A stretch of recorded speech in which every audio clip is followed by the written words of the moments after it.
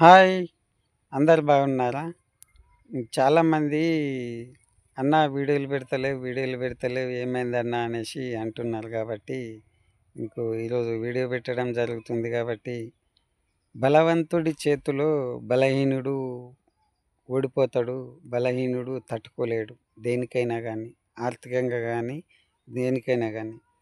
అదేవిధంగా మరి ఈరోజు సమాజంలలో ఏమైతుందంటే, ఇప్పుడు డబ్బు పరంగా చూస్తే, మరి భూముల పరంగా చూస్తే, మరి మనము 10 మందిలకు మాట్లాడితేనే, పోయితేనే మనకు 10 మంది మన ఎనుకున్న ఆస్తిని బట్టి, డబ్బుని బట్టి విలువిస్తారు.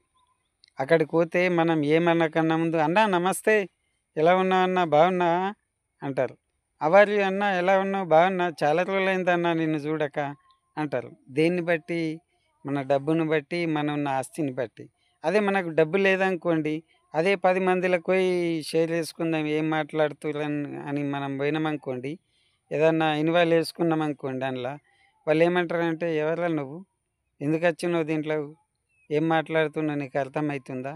అనేసి మనకు విలువియ్యరు కాబట్టి, మరి వాళ్ళకు విలువియ్యనప్పుడు, మనకు పొజిషన్ లేనప్పుడు, విలువైనప్పుడు మరి వాళ్ళ దగ్గరికి పోయిన దానికంటే సైడ్‌కంటూ ఇననట్లు పోయిందే మనం ఆత్మీయంగా, గౌరవంగా దక్కించుకున్న వాళ్ళమయితాం కాబట్టి, మరి ముఖ్య విషయం ఏందంటే ఈ జీవితంలో చాలామంది ఇంతవరకు బంగ్లాలున్నోళ్ళు గుడిసెలైనయి, గుడిసెలున్నోళ్ళు బంగ్లాలైనయి కాబట్టి ప్రతి ఒక్కళ్ళు ఒకరితోటి మాట్లాడే ముందు ఒక పద్ధతి నేర్చుకోవాలన్నట్లు. ఎప్పటికి మనకు వర్షాకాలం, ఎండాకాలం, ఆనాకాలమే గానీ, చలికాలమే గానీ ఎలా కాలాలుంటాయో, మరి మనకు దేవుడు కూడా ఈరోజున్న పరిస్థితి రేపు ఉంచొచ్చు, ఉంచకపోవచ్చు. అదెలా అంటే మన మనస్తత్వాన్ని మనము ఎలా ప్రవర్తిస్తున్నామో దాన్ని బట్టి దేవుడు కూడా మంచిగా ప్రవర్తిస్తే దేవుడు ఆశీర్వాదం ఇస్తాడు.